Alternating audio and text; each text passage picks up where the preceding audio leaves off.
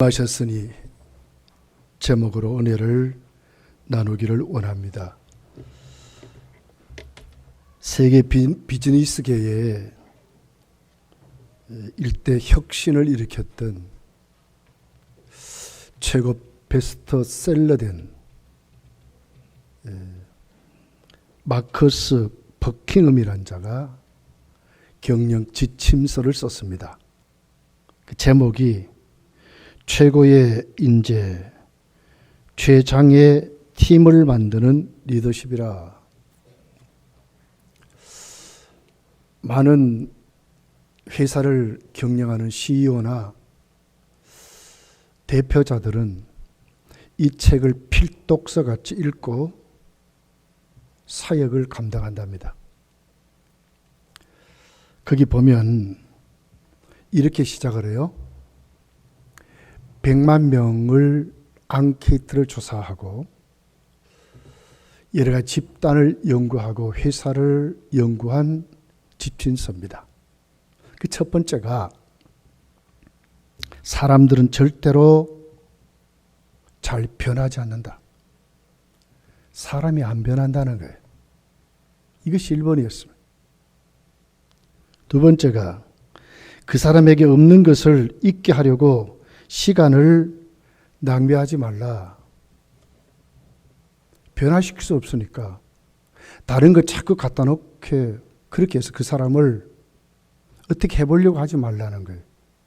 세 번째가 있는 것을 밖으로 끌어내면 된다. 장점을 쓰면 된다. 일할 수 있는 자로 만들면 된다. 네 번째가 그것조차도 쉽지 않다는 거예요. 그 사람이 얼마나 변하기 힘드는지 그렇게 해서 사람을 고치려고 종업원을 모집하는 것이 아니고 어떻게 하면 일 잘하게 하는가 하는 것에 눈을 뜨고 모집하라는 거예요.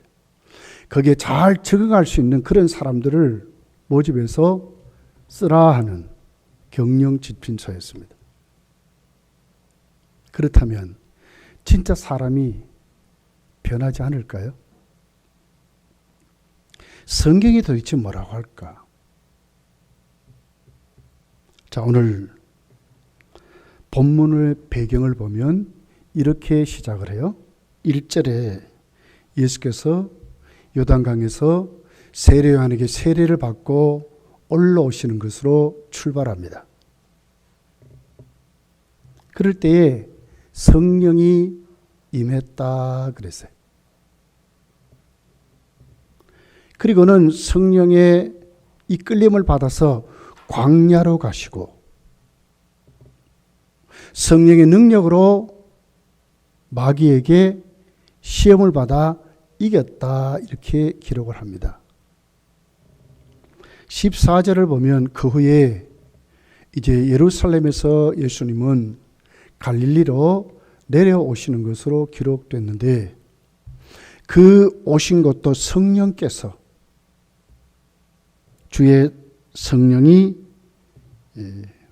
예수님을 인도함으로 갈릴리로 돌아가셨다 이렇게 말했어요. 그리고 이제 본문입니다. 예수님은 고향 나사렛에 오셨어요. 그리고는 당신의 메시아 사역을 그들에게 이사야 61장 1절에 있는 내용부터 읽어드리는 것으로 시작을 해요.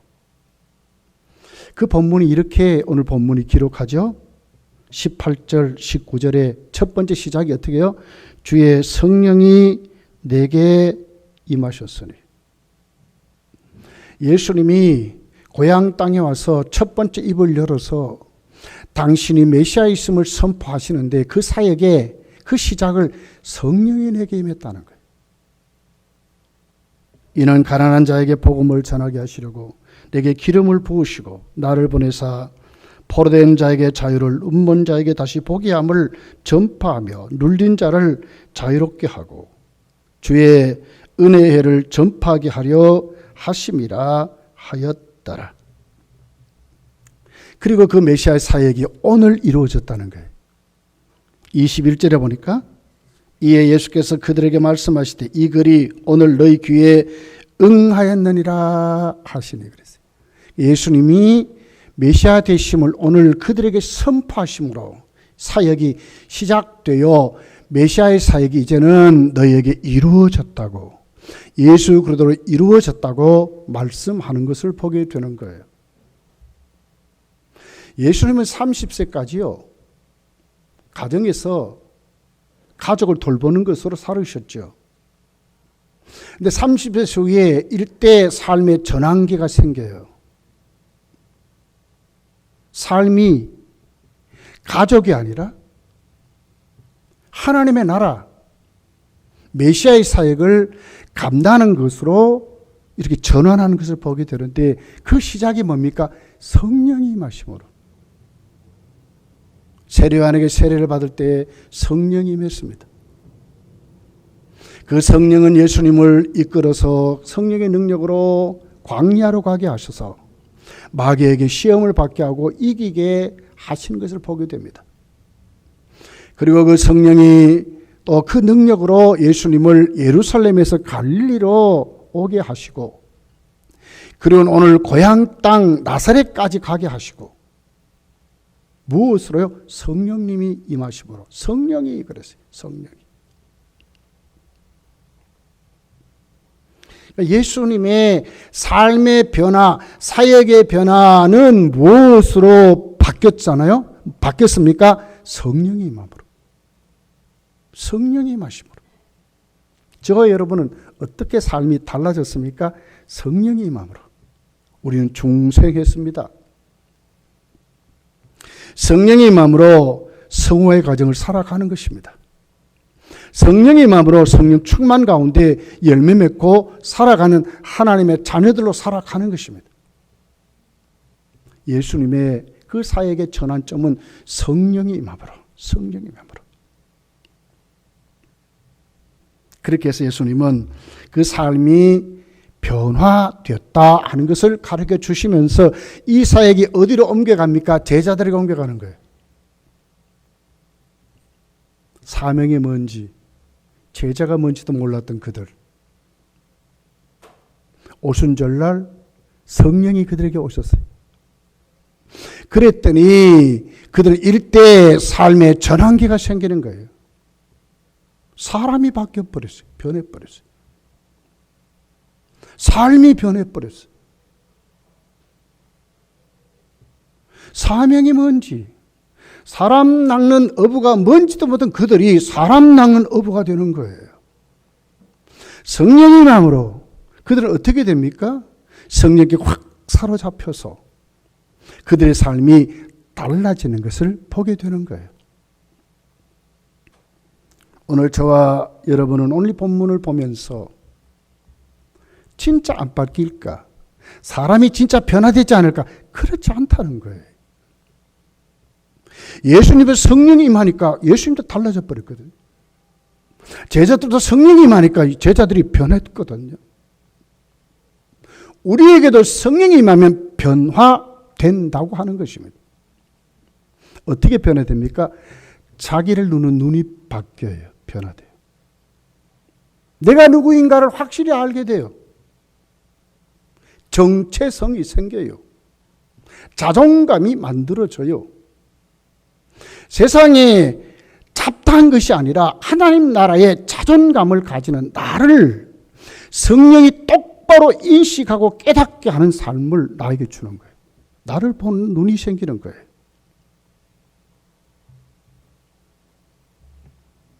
오늘 본문이 18절이 이렇게 기록하죠. 성령이 내게 임했는데, 그리고 성령님은 그에게 어떻게 해요? 기름 부음이 되셨대. 기름 부음이 되셨대. 기름 부음을 받는다는 것이 뭡니까? 우리 다윗의 예를 보면 알 수 있어요. 시편 89편 20절에 보면 이렇게 기록해요. 내가 내 종 다윗을 찾아내어 나의 거룩한 기름을 그에게 부었도다 그랬어요. 거룩한 기름을 하나님의 종 다윗을 찾아내어 부었대요. 왜 부었습니까? 구별되게. 하나님이 그를 이스라엘 왕으로 구별되게 세우기 위해서, 그 직을 주기 위해서 기름을 부었다, 이렇게 말씀을 해요. 구약 시대는 특별히 하나님의 거룩한 목적을 위해서 특별한 사람들에게 기름을 붓습니다.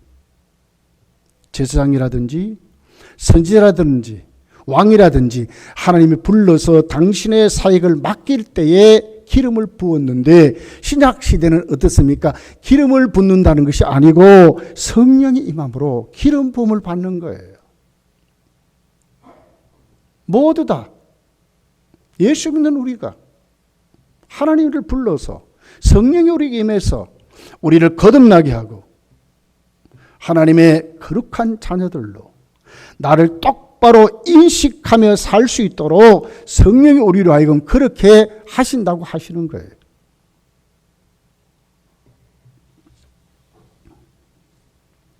성령이 임하면, 기름을 부음을 받으면 어떻게 변할까? 다윗을 보면, 여러분 사무엘상 16장에 가서 보면 사무엘에게 왕으로 기름 부음을 받게 되는 장면이 있습니다. 보잘것없는 아들이었죠. 아버지가 인정도 못 받고 8번째 아들이잖아요. 들판에 가서 양을 치도록 종과 다름없는 그런 다윗이었죠. 하루아침에 달라지는 거예요.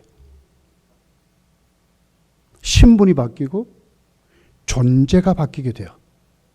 사역이 바뀌게 돼요. 어떤 전기입니까? 사무엘이 그를 하나님이 부으라는 대로 기름을 부었더니 다윗이 바뀐 거예요. 다윗이 바뀐. 어떤 현상이 일어났습니까? 사무엘상 16장 13절에 이렇게 기록해요. 사무엘이 기름 뿔병을 가져다가 그의 형제 중에서 그에게 부었더니 이날 이후로 다윗이 하나님의 영에 크게 감동되니라. 기름은 부음을 받았는데 다윗이 바뀌어요. 변화돼요. 그런데 증거가 뭡니까? 하나님의 영이 그에게 크게 임해서 감동시켰다고 하는 거예요. 이때부터 다윗은 뚜렷하게 자신이 누구인가를 알게 되는 거예요. 그 위에 다윗에게는 수도 없는 고난이 왔지 않습니까? 그런데도 그 고난 속에 다윗이 이길 수 있는 힘이 무엇이었습니까? 자기를 알았기 때문에 그렇습니다. 하나님이 나를 오늘 또 이렇게 세웠다는 거예요. 자존감입니다. 하나님의 자녀라고 하는, 성령이 내게 오셔서 오늘 나를 새롭게 만들었다고 하는, 세상 사람과 구별되고 세상 일과 구별되고 세상의 모든 잡다한 것과 구별된 하나님의 자녀가 되고, 하나님 나를 구별을 시켜서 오늘 또 나를 하나님 앞에 거듭난 새 사람으로 만들었다고 하는 이 정체성이 다윗을 붙잡고 가는 거예요. 성령이 임하면 이런 사람이 되는 것입니다.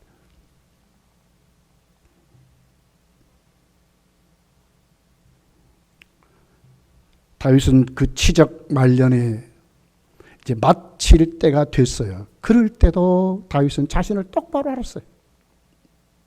무엇이? 성령께서. 사무엘하 7장 18절부터는 이렇게 기록합니다. 다윗 왕이 여호와 앞에 들어가 앉아서 이르되 주 여호와의 나는 누구이오며 내 집은 무엇이기에 나를 여기까지 이르게 하셨나이까? 자신을 똑바로 하는 거예요.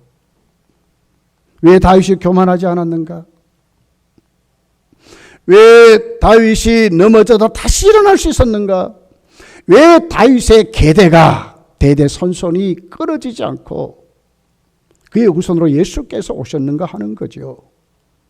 성령이 그를 붙잡고 있었다는 거예요. 내가 누구가 한데? 내 집이 도대체 무엇인데? 하나님 은혜를 알았고 하나님 앞에 자기 자신을 똑바로 진단할 수 있었다고 하는 것입니다. 성령이면 이런 사람 됩니다.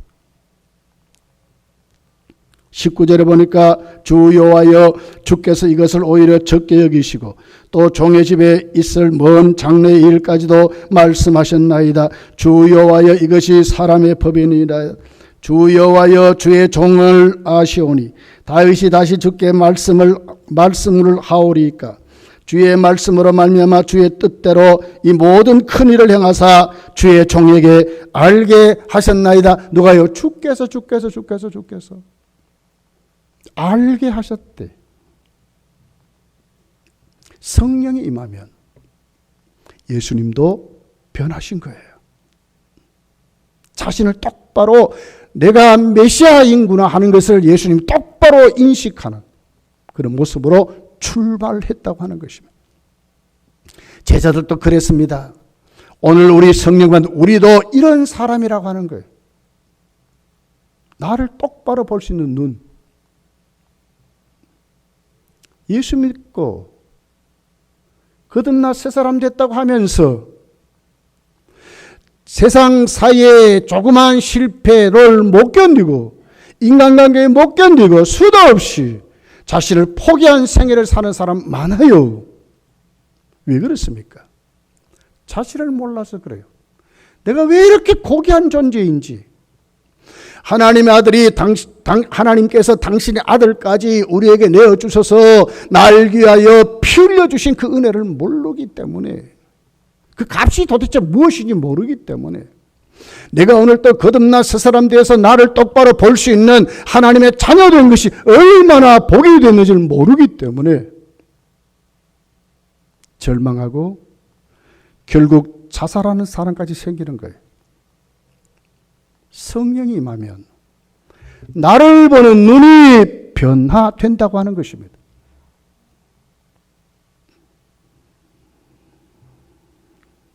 그런 다윗이 그 말년에 점점 더 하나님의 은혜를 사모해요. 사무엘하 7장 27절부터 보면 이렇게 기록해요. 만군의 여호와 이스라엘 하나님이여 주의 종의 귀를 여시고 이르시기를 내가 너를 위하여 집을 세우리라 하셨으므로 주의 종이 이 기도로 주께 간구할 마음이 생겼나이다. 주 여호와여 오직 주는 하나님이시며 주의 말씀이 참되시나이다. 주께서 이 좋은 것을 주의 종에게 말씀하셨사오니 이제 청하건대 주의 종의 집에 복을 주사 주 앞에 영원히 있게 하옵소서. 주 여호와께서 말씀하셨사오니 주의 종의 집이 영원히 복을 받게 하옵소서 하니라. 무엇이 부족합니까? 다윗이 그 말년이. 그런데도 여호와여 나에게 복을 주십시오. 하나님이 복 주지 않으면 살아갈 수 없는 존재이기 때문에 자신을 똑바로 알기 때문에 다윗은 끊임없이 이러는 거예요. 주의 은혜를 사모하고 주의 복을 사모하고. 누가 그럽니까? 성령 받은 사람은 나를 똑바로 보기 때문에 하나님 앞에 더 적극적으로 매달리고 하나님의 그 크신 은혜에 더 감사하고 넘어지지 아니하고 오히려 나를 똑바로 내가 얼마나 존귀한 자인지 얼마나 하나님 나를 사랑하셨는지를 똑바로 인식하고 살아간다는 거예요. 누가요? 성령 받은 사람, 성령 임한 사람.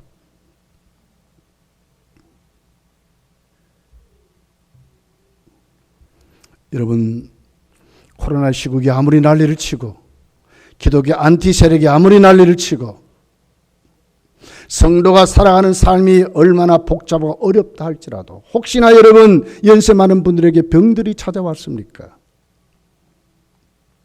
우리 모습을 성령이 나에게 오심으로 나에게 천국 주신 그 하나님 똑바로 인식하고 그 안에서 내가 얼마나 존귀한 존재인지 하나님 얼마나 나를 사랑하시는지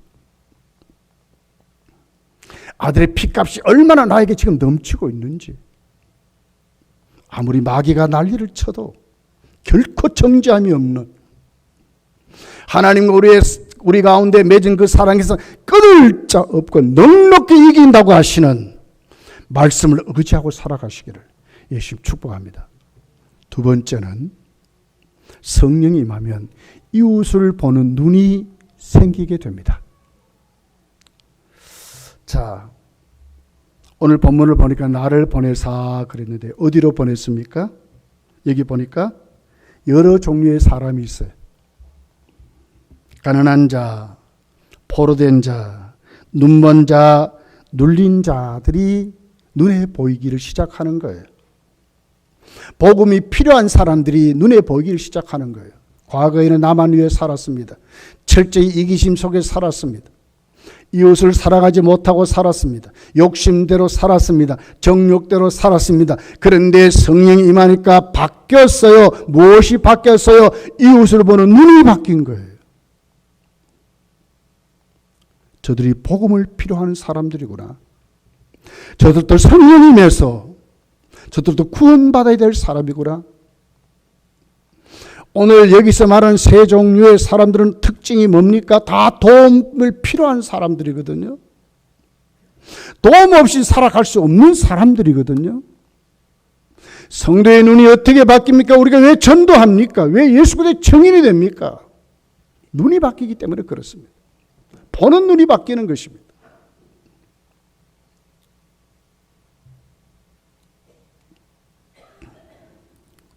성령 받으면 저 여러분의 눈이 변하면 우리도 물질의 가난이 아니고요. 영적인 가난을 보는 거예요. 내 형제, 내 자매, 내 부모, 내 이웃이 진짜 복음이 아니면 저주받아 지옥 가는 것이 보이는 거예요. 사탄에게 눌려서 해방되지 못한 저들, 삶의 허덕이는 저들이 눈에 보이는 거예요. 성령의 법으로 죄와 사망의 법에서 너를 해방시켰다고 하시는 이 말씀이 그들에게 적용되어야 된다는 것이 보이는 거예요. 포로된 자에게 자유를, 죄의 세상 권세의 율법에 꽉 묶여서 살아가는, 그냥 희낙락하고 많은 것 먹으면서 마시면서 즐기며 살아가는 것에도 다 시한부 인생 아닙니까, 여러분? 얼마나 되면 다 그것 놓고 지옥 가야 되는 것이 눈에 보이는 거예요. 성령 받으면 땅끝까지 이르러 복음을 전해야 되겠다 하는 증인의 삶이 눈에 보이게 된다는 거예요. 나만이 아니라 우리 이웃이 하나님 앞에 구원받고 살아나야 되겠다는 것이 눈에 보이기를 시작한다는 거예요. 이것이 성령 받은 증거입니다.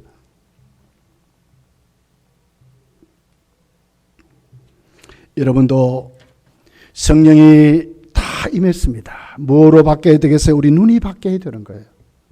이웃을 보는 눈이 바뀌시기를 예수님 축복합니다. 대답을 안 하시네. 예수님 축복합니다. 예. 바뀌어야 돼. 바뀌어야 돼. 사도행전을 보십시오. 제자들이 어떤 사람들입니까? 유대인들이 아닙니까? 그죠? 유대인들입니다.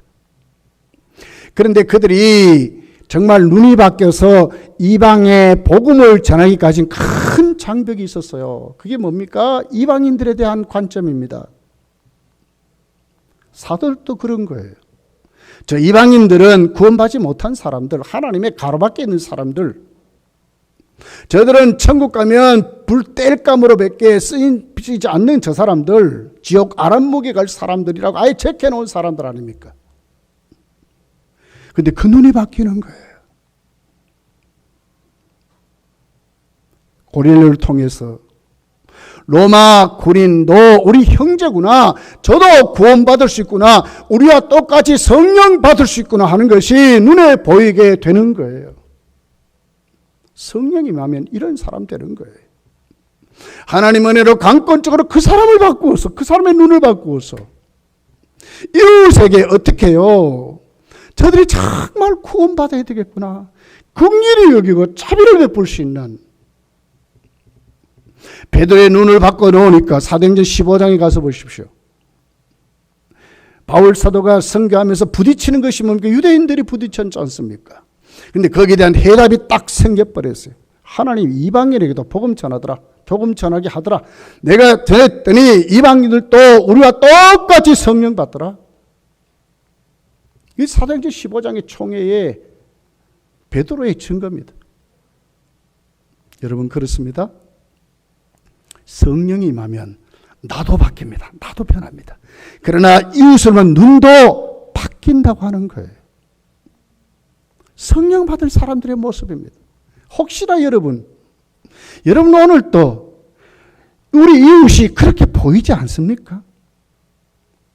성령 충만을 사모하셔야 합니다. 우리도 바뀌도록 하나님은 우리 모습을 내어 던져버려야 하는 것입니다. 불순종의 자리, 막혔던 자리, 가두었던 자리 이제는 탁 펼쳐버리고 하나님 앞에 내 자신을 내어 드려야 우리 눈이 바뀐다고 하는 것입니다. 땅끝까지 복음이 오늘 우리까지 왔지 않습니까?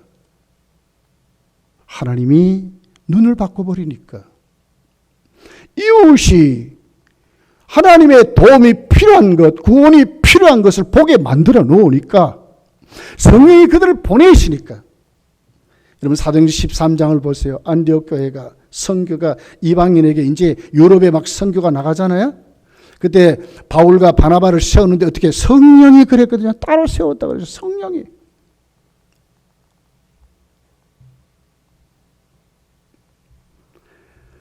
여러분 그렇습니다. 혹시나 여러분 이웃을 정죄하고 나보다 못한 사람 없이 여기고 판단하고 혹시 그런 눈을 가졌습니까?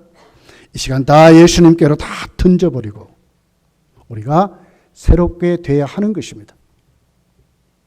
이웃을 불쌍히 여기고 다 복음의 대상인 것을 알고 저들을 구원할 자들로 우리가 오늘 또 우리의 눈이 우리의 삶이 다 회복되어서 성령 충만 성령이 임하시는 하나님의 역사가 여러분 저와 여러분 삶 속에 이루어지기를 예수 축복합니다.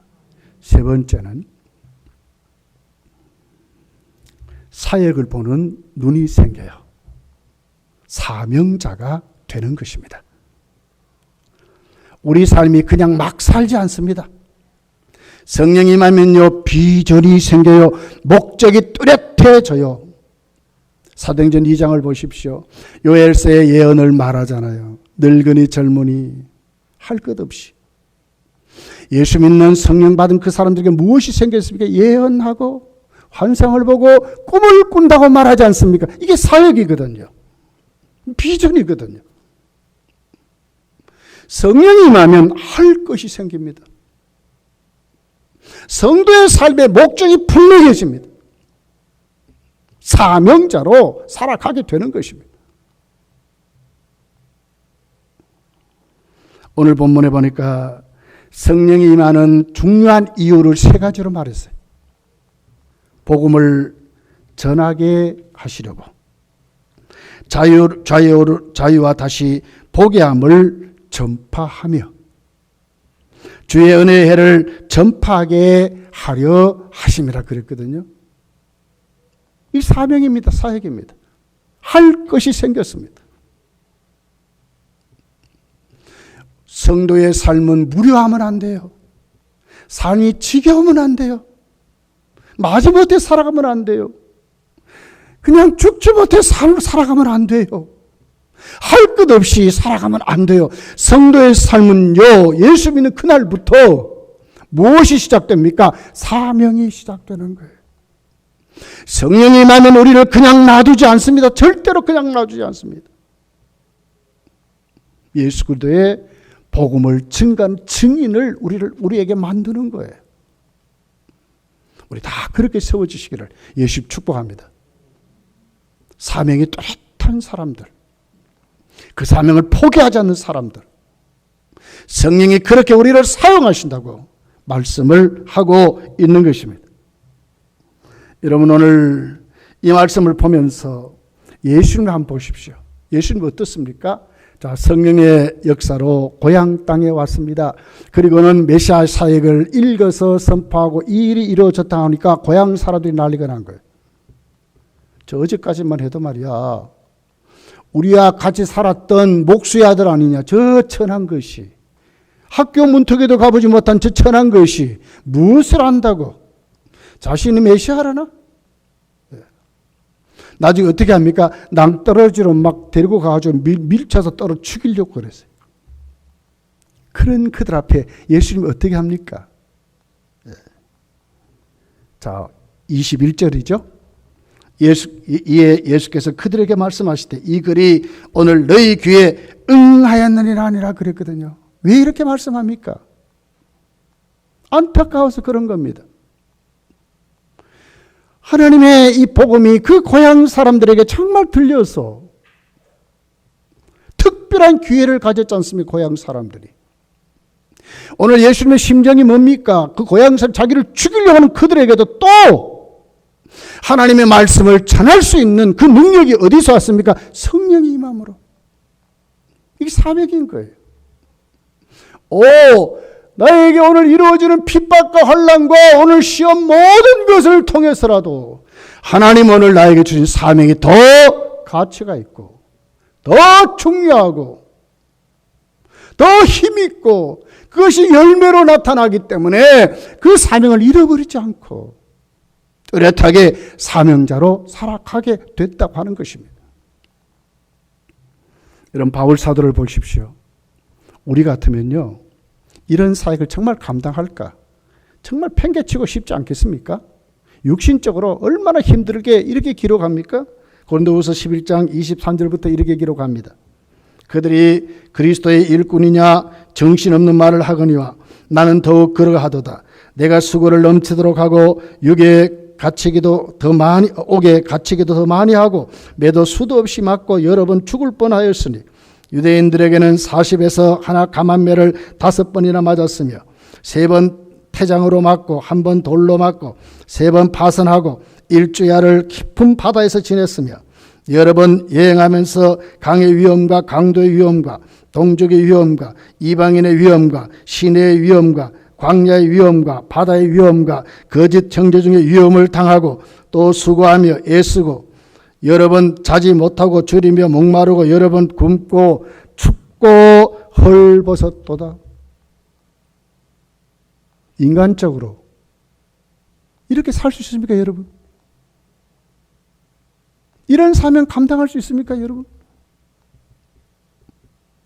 오늘도 새벽기도 끝나고 저와 극동방송을 듣는데 간증이 있어요. 중국 선교 3자 교회와 최초로 선교한 목사님이 나와서 선교의 때의 내용을 얘기합니다. 그럼 지금 북한 선교에 눈을 뜨고 열심히 하려고 한다는 하는 내용을 그렇게 얘기합니다. 얼마나 어려웠는지. 공산주의 국가에요, 선교사가 가가지고요 선교하는 게 결코 쉽지 않았다는 거예요. 공산주의 국가, 공산주의 국가입니다. 지금 우리 한국교회는 베트남 선교를 많이 해요. 그런데 초창기에 베트남 선교는 얼마나 어려운지를 몰라요. 이 공산주의 국가거든요. 누가 그런 곳에 가려고 하겠습니까? 누가 그런 일을 감당하려고 하겠습니까? 지금 바울을 보십시오.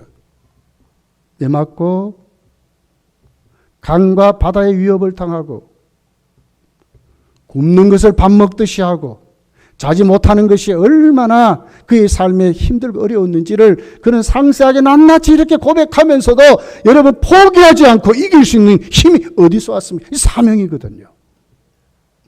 최고의 가치인 것을 알기 때문에 성령이 임하니까 자기 힘으로 지금 하는 게 아닙니다.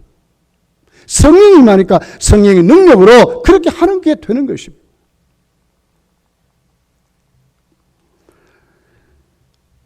고린도후서 11장 28절에 그 하반절이 이렇게 기록을 해요. 이 의의 일을 고사하고 이 외의 일을 고사하고 아직도 날마다 내 속에 놀라운 일이 있으니 곧 모든 교회를 위하여 염려하는 것이라. 그러면서도 교회를 위해서 염려한대요. 이 사명 아닙니까? 무엇이 바울로 하여금 이렇게 끌고 갑니까 지금? 성령님의 역사입니다. 성령이 말이니까. 무엇이 바뀌었습니까? 사명이 뚜렷하게 그에게 아직 콱 못이 박힌 것입니다. 일생의 최고의 가치로 이보다 보람된 일이 없다는 것을 알고 날 구하신 그 하나님 앞에 정말 하나님을 기쁘게 하려고 하는 그 사명이 또렷하게 누구에게? 바울에게 콱 박혀버린 것입니다. 성령이 임하면 이런 사람이 되는 것입니다. 바울 사도는 마지막 그의 서신에서 이렇게 말씀합니다.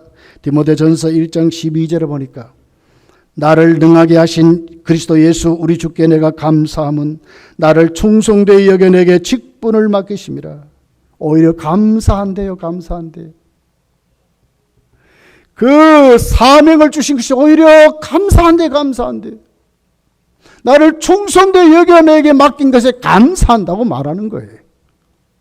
피하고 싶고 던지고 싶고 포기하고 싶고 이런 길 누가 가겠습니까?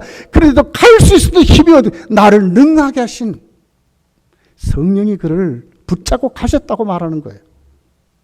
성령이 임하면 이런 사람 됩니다.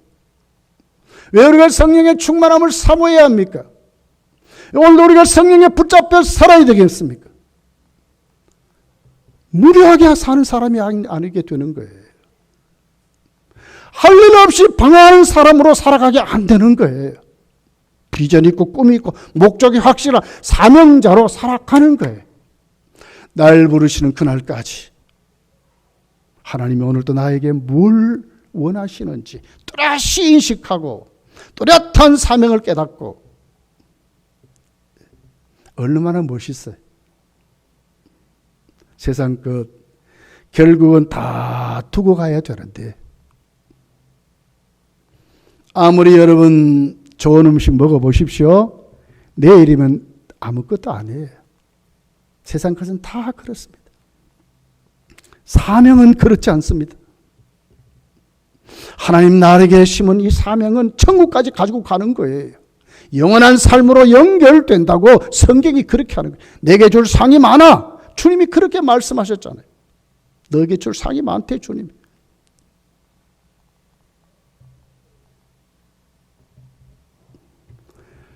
사도 바울에게 이런 사명이 어디서 왔을까? 성령이 임함으로. 어떻게 감당했을까? 성령의 능력으로. 어떻게 이렇게 자신 있게 감사한다고 하는가? 성령의 인도 따라 감당했기 때문에 성령의 임하신 역사로 그렇게 말씀을 지금 하고 있는 것입니다. 간증을 좀 해드리고 이제 마치겠습니다. 중국의 초창기에 중국 선교의 19세기입니다. 중국의 선교사로 헌신한 사람 가운데 앤 월터 펜이라고 하는 여성이 처녀의 몸으로 선교를 했어요. 원래 이 사람은 의과대학을 나온 사람입니다. 유명한 사람이었어요. 그런데도 은혜를 받았어요. 성령을 받았어요. 그 당시 중국 선교는요, 그때는 교통편이 이렇게 요즘 그렇지 않아요. 한번 가면 사람이 가서 알려주지 않으면 알 수가 없고 전보나 쳐가지고 그래도 그 몇 달 만에 이제 오는 거예요. 선교 가면 이제는 가족과 이별하는 생이별하는 뭐 그런 것이 되는 거예요. 그리고 갑니다. 아무리 말려도 갑니다. 왜? 사명을 받았기 때문에. 나중에 소식이 없어요.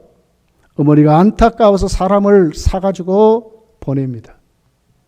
그리고는 한마디만 전보로 보내라. 안전하다고 하는 셀프라고 하는 안전하다고 하는 단어로 한번 전보를 가져가므로 왔으면 좋겠다. 그리고 갔습니다.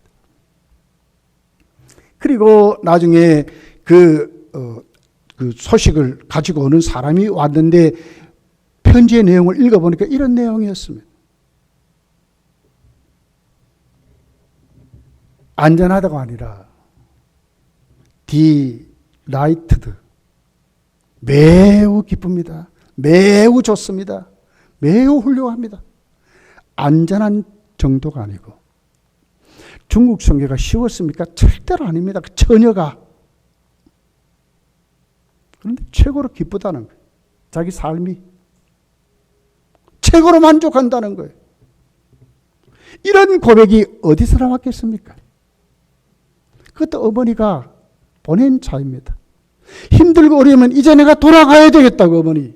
뭐 이렇게 해야 되는데 그게 아니고 오히려 더 감사하고 더 적극적으로 이 선교가 매우 즐겁다고 매우 행복하다고 하는 이 내용이 어디서 왔겠습니까? 성령님이 그를 주장하실 때 그럴 것입니다. 성령이 임하면 성도는 이렇게 되는 것입니다. 사랑하는 검도한 교우들이요, 예수님께 성령이 임했습니다. 예수님이 달라지셨습니다. 자신이 메시아 사역을 당당히 선포하시고 메시아 사역을 감당하는 전환점이 됐는데 그 이유가 뭐라고요? 성령이 임하니까. 주님은 자신을 똑바로 인식했습니다. 그리고 이웃을 보는 눈이 생겼습니다.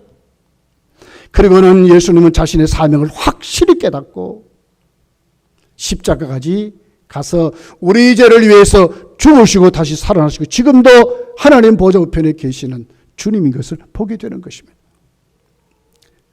여러분, 5월달 가정의 달, 특별히 성령 강림절이 지난 이 주간에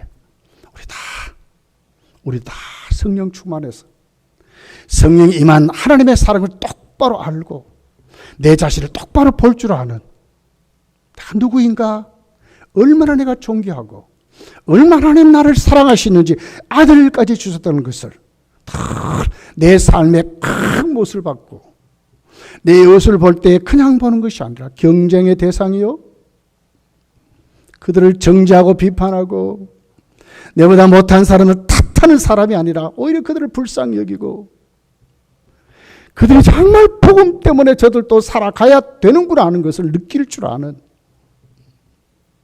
그들에게 정말 필요한, 저들이 구원받아야 되겠다고 하는 것이 우리 눈에 보일 수 있는 그런 눈들로 나에게 오늘 맡긴 이 사명이 얼마나 중요한지, 사명은 목숨보다 더 중요하다는 것을 알고 여러분, 주님 부르시는 그날까지 성령 받은 사람들로 힘있게 세워져 살아가시기를 예수님 축복합니다. 기도하겠습니다.